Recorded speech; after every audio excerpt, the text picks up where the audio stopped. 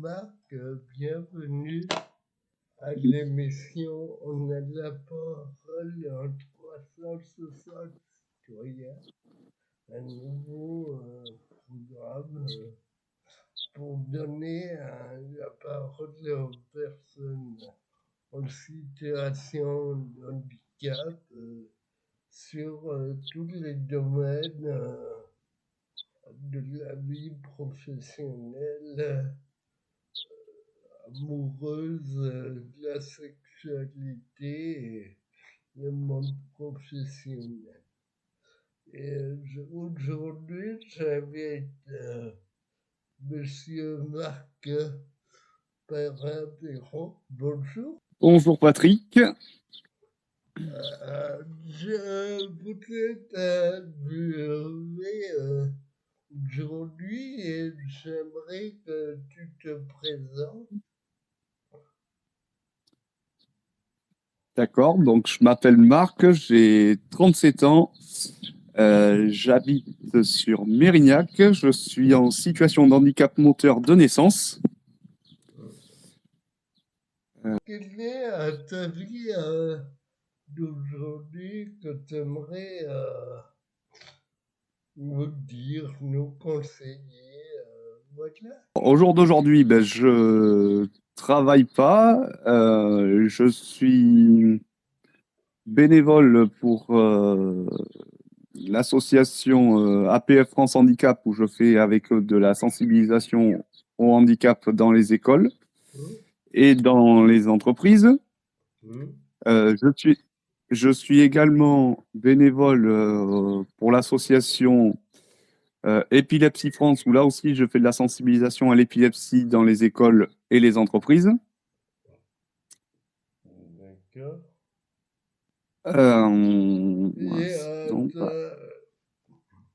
Et donc, ça t'a emmené quoi grâce à cette action bénévole en tant que à l'APF? Ça t'a donné quoi pour toi, personnel?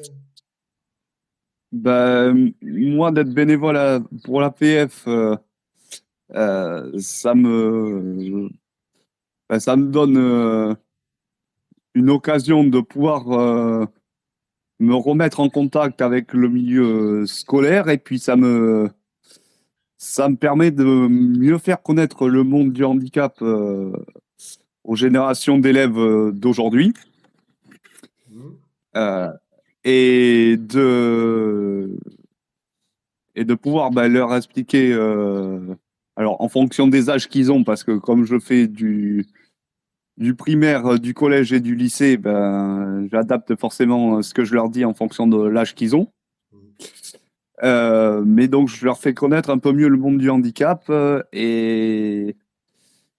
et puis, on essaie de les sensibiliser là-dessus parce que c'est quand même important qu'ils soient au courant du handicap que peuvent rencontrer des personnes qui vont côtoyer tout au long de leur vie, et donc la façon dont on vit quand on est en situation de handicap, et puis les problèmes qu'on rencontre dans la vie de tous les jours, sur les problèmes de circulation en ville, ou même quand on se déplace dans les magasins, ou si on va voir des concerts ou des spectacles, qu'on va dans les musées et tout. On leur parle des problèmes d'accessibilité, on leur parle voilà, de nos problèmes de la vie courante qu'on rencontre depuis qu'on est en situation de handicap, et on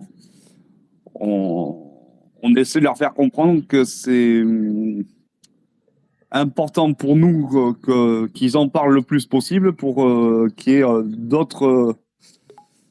pour qu'il y ait des nouvelles solutions qui soient apportées au monde du handicap, et qu'on puisse vivre un peu plus facilement, et qu'on puisse se déplacer un peu plus facilement pour le côté accessibilité, qu'on ait plus d'endroits qui soient vraiment accessibles aux fauteuils roulants, que ce soit des fauteuils roulants électriques ou des fauteuils roulants manuels, parce qu'on a beaucoup d'endroits de commerce ou d'endroits dans les centres-villes où l'accessibilité n'y est pas depuis longtemps, même s'il y a une loi qui est passée en 2005, mais qui n'est pas du tout appliquée ou très mal appliquée sur le domaine de l'accessibilité pour tous. Donc, on essaie de leur en parler pour les sensibiliser là-dessus et qu'ils puissent faire bouger les choses une fois qu'ils auront quitté le milieu scolaire. Et donc, aujourd'hui, dans ta vie privée, est-ce que tu as vraiment quelqu'un que tu aimerais ouvrir un débat sur l'amour, tout ça? Alors oui, moi, dans ma vie privée, j'aimerais bien ouvrir un débat sur le côté de... Alors pour les personnes en situation de handicap qui peuvent se mettre en couple ensemble ou qui peuvent être avec un valide, qu'on puisse avoir... alors quand pour les couples qui chercheraient à avoir un enfant, qu'il soit entre handicapé ou avec un valide, s'ils ne peuvent pas l'avoir naturellement, qu'on puisse avoir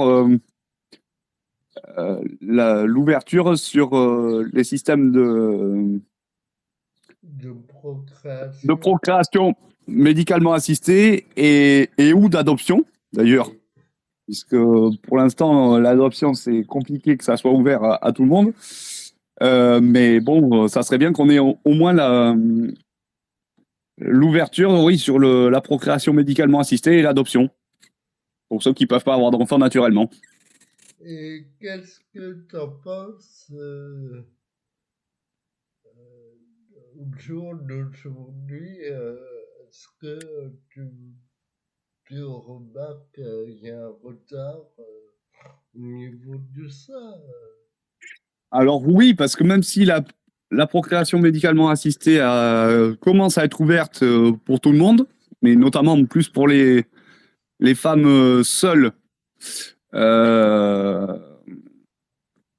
les femmes seules ou qui ont un compagnon avec elles, mais qui peut vraiment pas avoir d'enfants naturellement, c'est plus alors c'est triste à dire, mais c'est plus ouvert aux valides qu'au monde du handicap, et c'est vraiment dommageable qu'on soit pas sur le même pied d'égalité entre handi et valide. Et est-ce qu'à Bordeaux, aujourd'hui, ça s'est vraiment développé parce qu'il y a aussi à Bordeaux, je ne sais pas si tu as eu connaissance de l'odieux parentalité qui a été fait par Florence Mejekans, qui est handicapée des os de verre et qui a développé aux personnes en situation de handicap une nouvelle formation Alors ça, je sais pas si ça a été ouvert parce que nous, on n'est pas au courant là-dessus. Je sais qu'à Bordeaux, ça existe, mais après, nous, on n'était pas au courant, donc je sais pas si ça a été vraiment ouvert ou pas.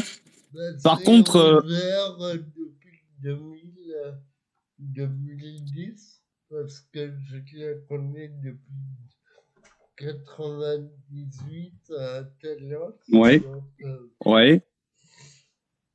Un autre sujet que je voulais aborder avec toi.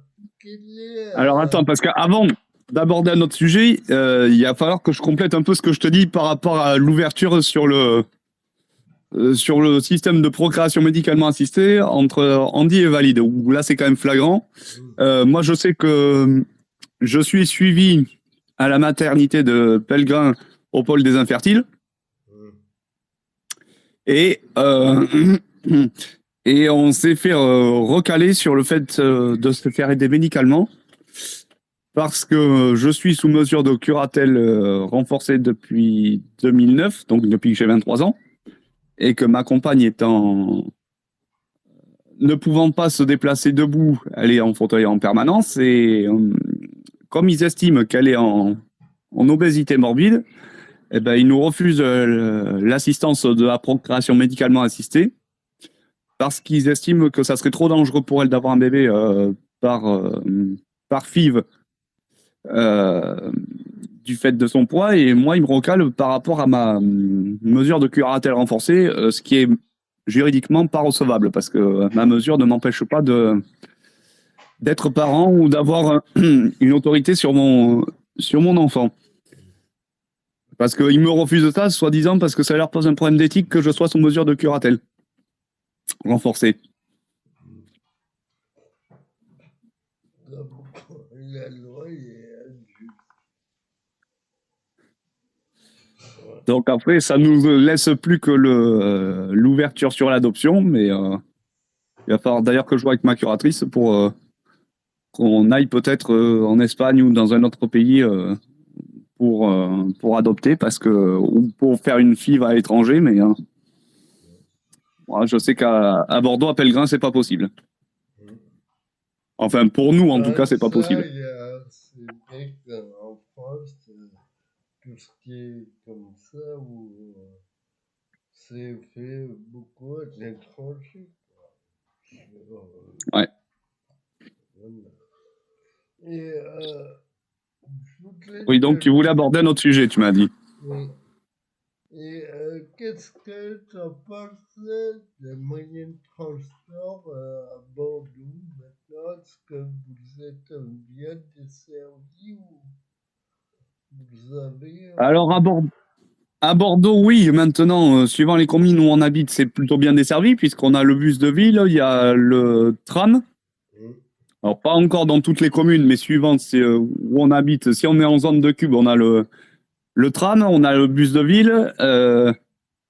Et puis après, il y a, on a Mobibus. Donc oui, pour les communes qui sont dans la cube, c'est bien desservi, mais par contre, j'avoue que pour celles qui sont dans la zone de hors cube, c'est assez mal desservi parce qu'ils n'ont que le bus de ville, puisque Mobibus ne circulant que dans la cube, ils ont que leur voiture ou le bus de ville. Moi, j'habitais avant au Bouscal, j'étais à Talence, tu vois, donc j'avais entre l'IEM de Talence, si tu as déjà Ouais. entendu parler, ce que tu connais. À l'IEM de Talence, oui, je connais. Tu étais là-bas par quelle occasion, en fait? Moi, je le connais parce que je suis... attends, quand c'est que j'y suis venu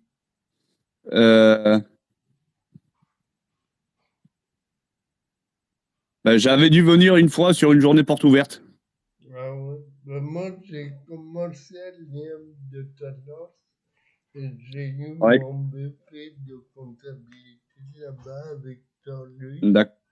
Et après, Ouais. j'étais à Isid pour un BPP. Et après, de l'IEM de Talence, ah non, mais avant l'IEM de Talence, t'as été à Zine, toi. Non, j'étais à Garches, à l'EREA de Garches. D'accord, je sais pas pourquoi, j'ai cru que t'avais été à Zine, toi, avant de venir d'aller à Talence. Non. À la base, c'était entre nous, on appelait entre nous la prison d'Alcatraz. D'accord. Parce que, en fait, on était. Donc, les parents te déposent devant. Ça ne veut pas Ouais. le droit de rentrer, sauf en réunion, tout ça. Les dans les chambres miettes. Donc, voilà. Le soir, on avait droit à 30 minutes de sortie. Alors, t'imagines, nous qui marchons avec, des pertes d'équilibre, c'était un truc, mais nous, voilà quoi. Mais bon, D'accord.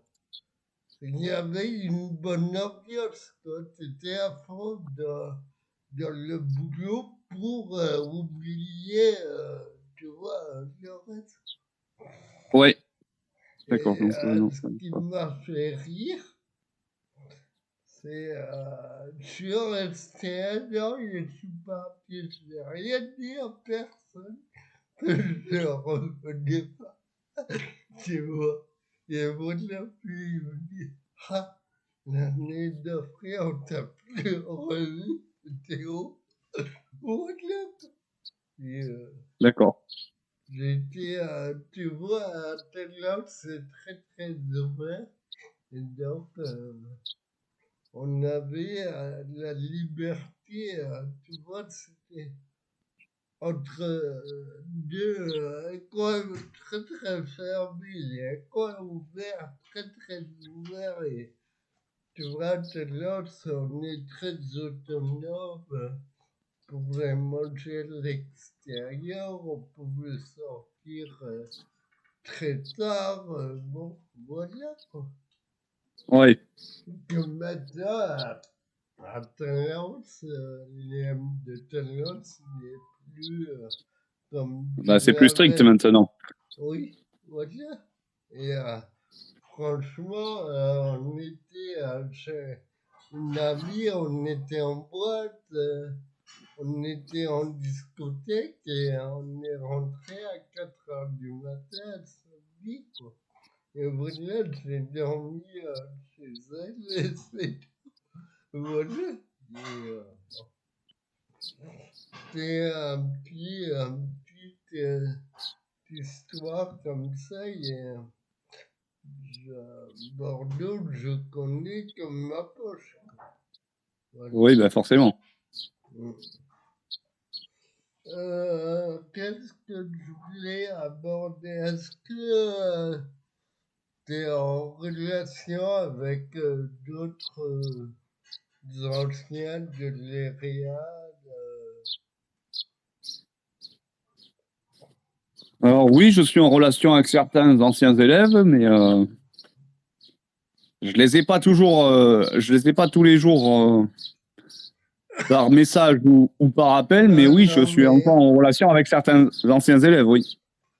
quelle est leur situation comme voilà qui t'a marqué jusqu'à maintenant? C'est quoi qui t'a marqué? Sur les 15 ans que j'ai fait à l'ERIA, Oui, enfin à l'ERIA. les élèves qui t'ont surpris, qui t'ont voulu, que t'as Alors que. moi, il y a un truc qui m'a moi, il y a un truc qui m'a plus ou moins choqué sur les 15 ans que j'ai fait là-bas. Mm, oui. Alors, ce qui m'a choqué, ben, je vais te le dire, c'est que l'EREA se disait être un centre pour handicapés moteurs, Mm, ce qui revendique toujours d'ailleurs. Sauf que moi, à l'époque où j'y étais, au lieu de n'y avoir que du handicap moteur, à l'époque, c'était quand même ouvert sur le. Il faisait déjà pour l'époque une ouverture, on va dire, sur l'établissement inclusif, puisqu'ils accueillaient pas que du handicap moteur, on avait tout un panel d'handicap qui se côtoyait. Donc on avait du physique, du mental, du psychique, et puis tout ce qui était trauma crânien, accidenté de la route, des autistes et tout. Donc pour un centre qui se disait pour spécialisé dans le handicap moteur, bah, il prenait quand même des handicapés au sens large du terme, quoi. mm, mm. Et au niveau des valides aussi, parce qu'il y a eu aussi des valides. Donc, Après, ce qui pouvait me surprendre aussi, bah, c'était au niveau du corps enseignant. Alors moi, je me rappellerai toujours de quand j'étais au primaire, j'avais une instite, enfin, on va dire une professeure des écoles, puisque ça se dit comme ça maintenant, euh, qui, qui à chaque fois qu'un élève se trompait, euh, m'avait un peu pris pour sa tête de turc, si tu veux. Donc à chaque fois qu'il y en avait un qui se trompait, c'était moi qui prenais. Jusqu'au jour où j'en ai eu marre et à force en parler à ma mère, on a réussi à la faire virer de l'EREA. ah oui. Mais sinon, après, à partir du collège, j'ai dû. Bah ouais, parce elle me maltraitait. Au lieu de juste m'engueuler, non, elle me tirait les oreilles, elle me tirait les cheveux, ou alors elle me mettait des coups de règle sur les doigts. Donc bon, Ouais. voilà. Mais sinon, après, à partir du collège et du Dans lycée, les années, quelle année ça? et 8-9 ans, donc on va dire 80, 94-95. D'accord. Moi, Voilà. Sinon, après, les autres incites que j'ai eus, bon, ça se passait très bien. Après, au collège, bah, ça allait, ça se passait bien aussi. Euh, Hormis avec un prof que j'avais eu en. Mon premier prof que j'avais eu en histoire géo, où pendant ses cours, je pensais qu'on allait travailler sur des manuels qu'ils avaient. Eh ben non, monsieur, au lieu de nous faire ça, il nous faisait regarder des Thalassa et des Faut pas rêver. Mais bon, je dis ça, je dis rien. Mais donc voilà, au lieu de parler, de nous faire des cours sur une carte du monde, bah non, regarder des Thalassa, il faut pas rêver. Mais bon, après, sinon, j'en garde, sur les 15 ans que j'ai passé là-bas, j'en garde quand même pas mal de bons souvenirs, mais j'en garde aussi des mauvais. Mais bon. Mener des choses créatives. Et la deuxième année, je suis parti de l'école des arts, je te jure, c'était tout le contraire, j'en ai souffert. Voilà Ouais, quoi. Mais d'accord. bon, Alors moi, par contre, il y a un autre truc qui m'a surpris, qui m'a même choqué sur mes dernières années d'école. C'est une réflexion qu'un prof m'a fait d'ailleurs. Je crois que c'était Monsieur Passicos qui me l'avait fait. Oui, c'est ça, c'est lui. C'est un de mes anciens profs de maths. Qui m'avait dit, alors à l'époque où j'aurais pu passer le brevet des. Non, pas le brevet, le bac blanc et le. Non, non, pas, c'était pas pour la troisième, c'était dans mes dernières années. Donc, alors déjà, oui, le brevet des collèges, j'ai pas pu le passer. Parce que j'ai fait. Parce qu'au primaire, je faisais des classes normales, mais à partir du collège à partir du collège et du lycée, je faisais que des classes adaptées. Bon. Et donc, le brevet des collèges, j'ai pas pu le passer. Donc, je ne suis parti que avec mon certificat d'études et avec le premier niveau du brevet informatique et Internet. Mais l'année où j'aurais pu passer le bac blanc et le bac, bah, ce prof m'a clairement fait comprendre en me recalant gentiment que pour lui, j'avais pas le niveau, donc c'était pas à peine que j'essaie de passer le bac et le brevet. Enfin, le bac blanc et le bac normal. Donc, si je travaille pas au jour d'aujourd'hui, c'est aussi à cause de ça, parce que, bon, au-delà du problème qu'ont les handicapés dans le monde du travail, parce qu'on se fait souvent rejeter parce que, justement, les chefs tu d'entreprise préfèrent sais, je vais te prendre. dire, il n'y a pas d'âge pour être formé. Hein. Je vais te dire, tu sais, Oui, oui, mais après, ça, je sais. Mais après, le problème qu'on a, nous, en tant qu'handicapés, c'est qu'on a beaucoup de fois où les patrons nous recalent parce qu'ils estiment qu'on fera pas l'affaire, parce que comme on est handicapé, ils veulent pas perdre de temps à nous former justement ou apporter des améliorations au poste de travail. Et que comme on est handicapé, ils se disent bah, lui il fera pas l'affaire, donc je vais plutôt prendre un valide parce qu'ils estiment que les valides sont plus compétents que nous. Ce qui est pas forcément vrai tout le temps. non, Mais bon. je remarque que non, parce que bon, tu sais, moi je combats cette idée-là, et je dis que diplômé ou pas, après, bon, chacun a des compétences, peu importe, quoi. Et donc, tu vas vers l'alternative aussi, c'est de pouvoir se dire, ben, j'ai envie de faire quelque chose, je peux y être auto-entrepreneur et être indépendant et voilà, quoi. Après, Oui. tu vois, de trouver des moyens autrement. Euh, Attends, tu peux être un photographe, tu peux être un bon speaker. Moi, je connais un mec qui fait de la radio depuis 15 ans, quoi. Pour toi, il n'a Oui, bah pas oui. de brevet, il n'a rien. Il n'a rien, diplôme. Hein. Les, Non, c'est sûr que si tu veux être auto-entrepreneur, tes diplômes, ça sert à rien. Mais quand tu veux vraiment rentrer dans la vie active sans être forcément entrepreneur, enfin auto-entrepreneur, là, ça peut te servir. Mais bon, si tu te fais recaler, forcément, ça aide pas. tu sais, après, tu peux parler en tant que direction. Donc, après, moi, ce que je veux dire par là, en étant auto-entrepreneur, tu as plus de voix pour dire bon, la société, c'est comme ça, je suis aussi une micro-entreprise et je peux dire que bon, si tu es inscrit rien qu'à Pôle emploi, ils vont te dire, ouais, bon, t'es qui toi? T'as déjà goûté à l'entreprise? Voilà quoi, et je me dis que qu'on a des domaines que faut pas attendre les autres quoi.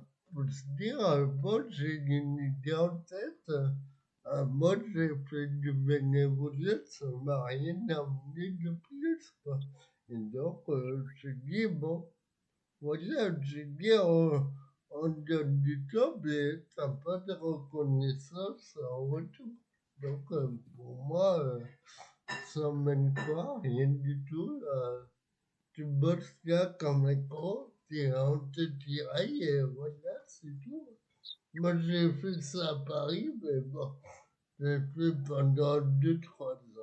Voilà, et ça m'a saoulé, j'ai tout lâché. Voilà. Voilà.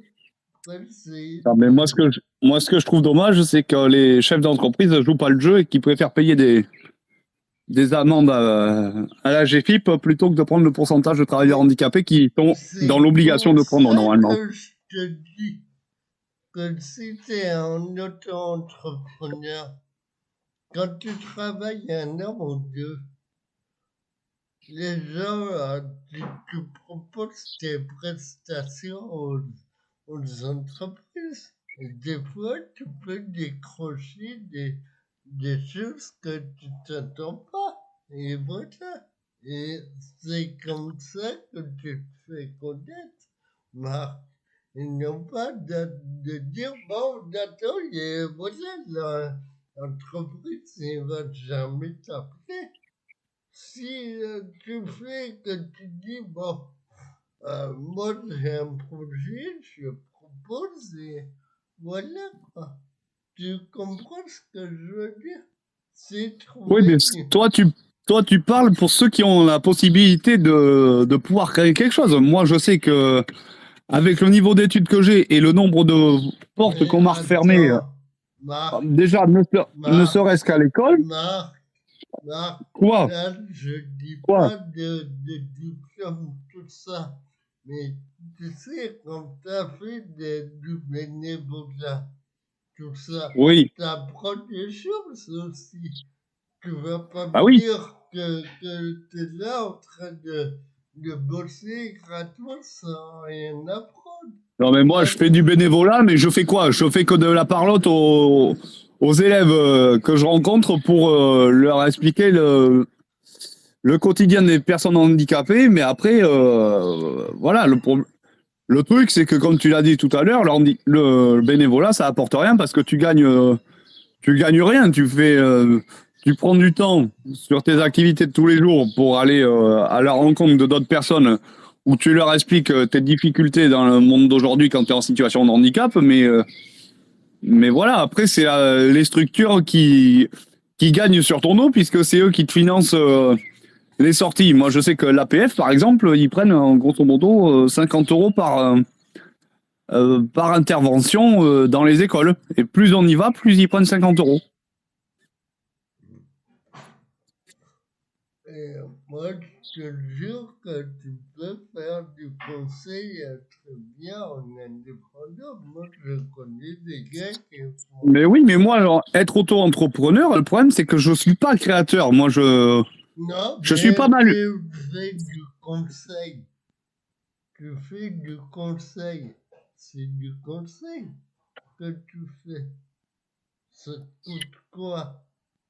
Si, si, Bah, si tu dis, tu sais faire de l'information en entreprise, écoute, écoute, après tu réfléchiras. Regarde, tu interviens dans les entreprises, tu interviens dans les écoles, tu interviens un peu partout. Mais réfléchis à ça parce que peut-être tu dis, j'ai aucune compétence.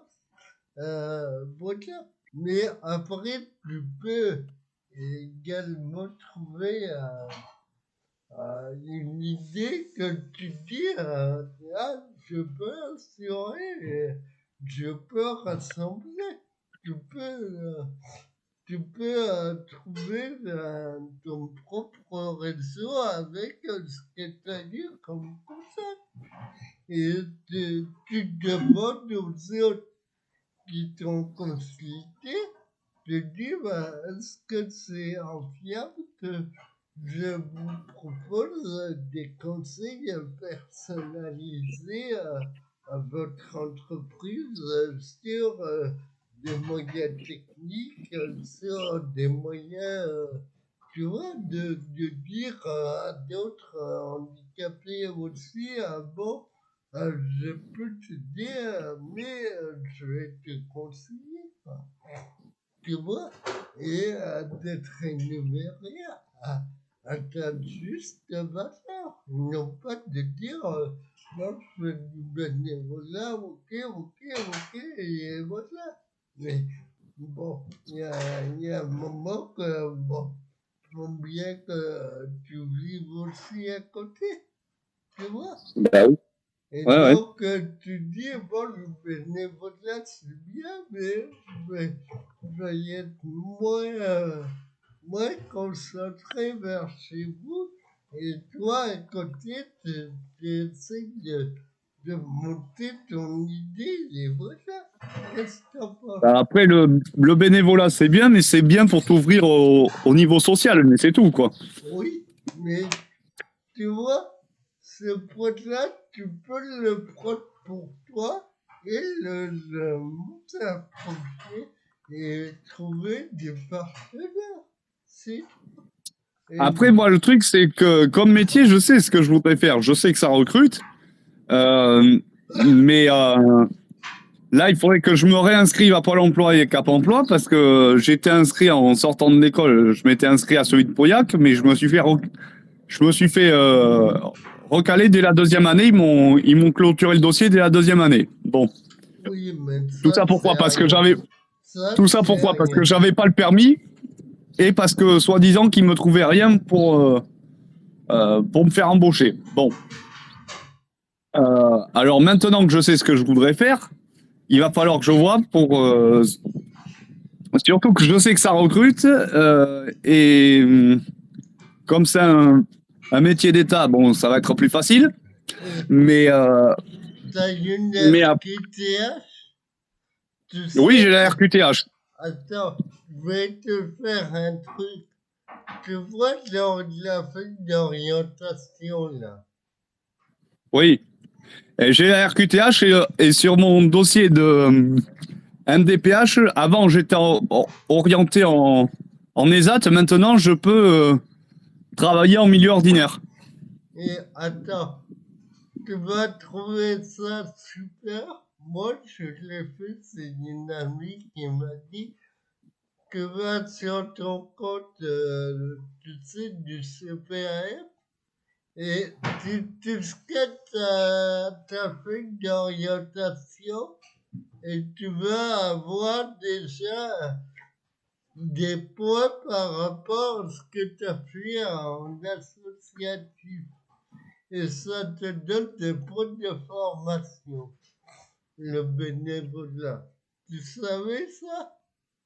De quoi? Que le bénévole aussi, ça te donne des points de formation. Ah non, je savais pas ça. Ben voilà, tu prends ta feuille, tu vois la deuxième feuille d'orientation, tu la Ouais. scannes, tu la mets en... et tu rajoutes sur ton compte et tu vas voir, ça va te rajouter.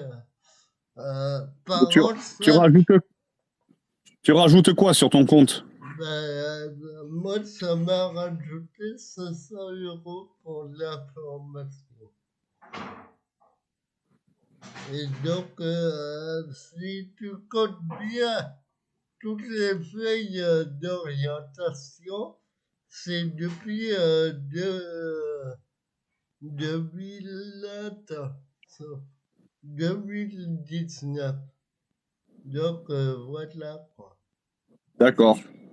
T'essayeras et voilà quoi. Oui, bah, je te dirai du coup à l'occasion. Ouais. Moi, je l'ai fait, ça fait ch'ti. J'étais à 500, ça m'a mis le double et voilà. D'accord. Et tu vois, même le PF, tu dis est-ce que vous pouvez faire une attestation parce que tout ce que je fais, c'est compter dans mes coûts de formation. Le bénévolat, il faut leur demander. Si tu ne demandes pas, ben, ils ne te donnent pas. Voilà. Mais moi, si tu vas par là, déjà, rien que pour les déplacements, pour les sensibilisations, j'ai essayé de voir avec l'APF pour me faire rembourser les frais kilométriques que je faisais avec mon Vivus. Et au final, ils m'ont jamais remboursé mes frais de déplacement. Oui, mais, Alors, non, mais ça, ils ne peuvent pas te refuser. Voilà. Non, c'est une chose que je te donne et voilà quoi. d'accord. Après, c'est à toi de voir. Tu réclames rien que tes droits, c'est tout. Ouais, d'accord. Voilà. Bon, je te remercie. Je crois qu'on a fait le tour. Est-ce que tu as des choses à conclure que tu aimerais rajouter?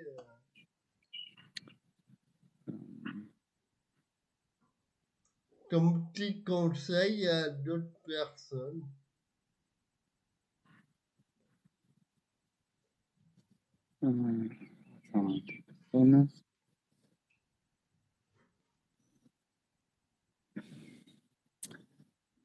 Qu'est-ce que je pourrais donner comme conseil, moi? Oh, un petit truc à toi qui est fétiche et ça fait mou. Qu'est-ce que je pourrais leur donner comme conseil? Bah, que. Qu'est-ce que je pourrais leur donner comme conseil? Oui, que même si elles rencontrent des difficultés dans leur vie de tous les jours, qu'il faut qu'elles qu'elles s'accrochent et que si on essaie de les recaler parce qu'on leur dit que ce qu'elles voudraient faire c'est pas possible de par leur handicap ou parce que il n'y a pas les forcément les moyens sur le moment, il faut qu'elles se battent et qu'elles lâchent pas parce que ça pourrait peut-être évoluer avec le temps et puis qu'elles se fassent et puis qu'elles se battent pour se faire accepter et qu'on arrête le côté des différences qu'on a actuellement, parce qu'entre les personnes valides et les personnes en situation de handicap, il y a encore beaucoup d'écart sur les choses qu'on peut vivre en commun et au jour d'aujourd'hui, on a l'impression qu'on donne plus aux valides et moins aux handicapés, alors qu'on devrait être sur le même pied d'égalité, parce que même si on est en situation de handicap, on est quand même d'abord des personnes valides qui ont la malchance d'avoir eu un handicap, mais on n'est pas, c'est pas parce qu'on est handicapé que on doit être traité euh, différemment des personnes valides. D'accord. Ben, je te remercie pour cette émission. Donc, ça va être vu bientôt par le biais de la MJC et que tu D'accord. pourrais t'en servir pour toi. Voilà, je te remercie et